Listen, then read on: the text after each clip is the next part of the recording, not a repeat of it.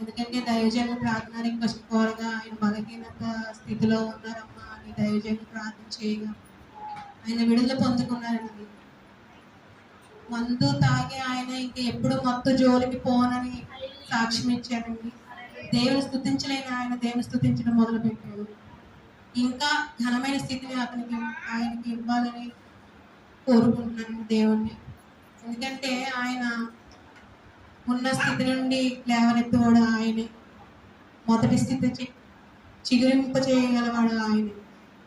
పడిపోయిన స్థితిలో ఉన్న వారిని లేవనెత్తువాడు ఆయనే.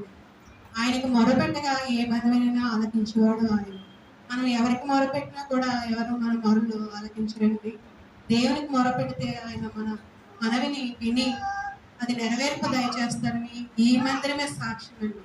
ఎందుకంటే నా దైవజనులకి ఏ రిక్వెస్ట్ చేసినా సరే వారంలోనే విడుదల పొందుకుంటాం. గత శనివారం రోజున అయ్యగారిని ఫోన్ చేశానండి ఈవినింగ్ టైంలో. అయ్యగారిని ఇలాగా మైండ్ సెట్ తప్పి ప్రవర్తిస్తున్నారు, 5 ఆపినా కూడా ఆగట్లేదు, స్థిమితం తప్పిపోయి ఉన్నారండి ఆయన. ఏం చేయాలో మాకు పాలిపోక హాస్పిటల్ నుంచి కూడా తీసుకొచ్చేసామండి.